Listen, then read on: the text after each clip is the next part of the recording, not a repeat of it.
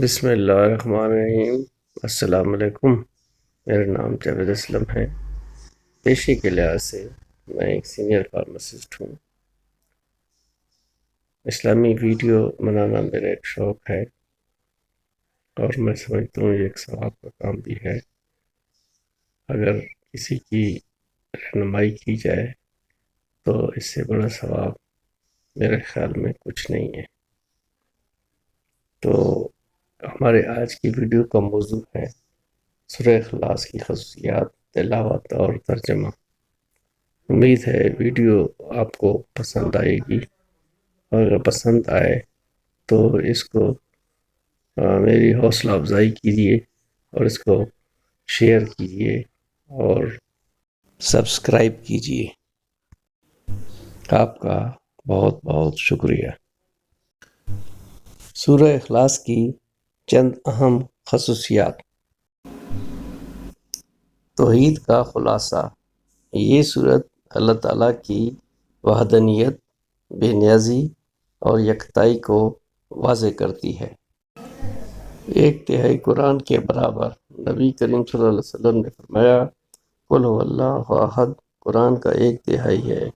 بحوالہ صحیح بخاری۔ حفاظت کا ذریعہ۔ سورہ اخلاص کو سورہ فلق اور سورہ ناس کے ساتھ پڑھنے سے انسان ہر قسم کی برائیوں سے محفوظ رہتا ہے۔ محبت الہی کا اظہار۔ جو شخص اس سورت کو کثرت سے پڑھتا ہے اللہ تعالیٰ اس سے محبت فرماتا ہے۔ ہر عبادت میں اہمیت۔ بہت سے صحابہ کرام نمازوں میں اس سورت کو کثرت سے تلاوت فرماتے تھے۔ سورہ اخلاص کی تلاوت اور ترجمہ۔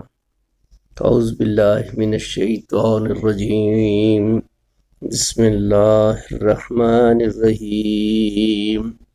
قل هو اللہ احد اللہ الصمد لم یلد ولم یولد ولم یکن لہ کفوا احد۔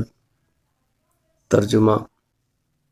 تم فرماؤ، وہ اللہ ہے، وہ ایک ہے، اللہ بے نیاز ہے، نہ اس کی کوئی اولاد اور نہ وہ کسی سے پیدا ہوا اور نہ اس کے جوڑ کا کوئی۔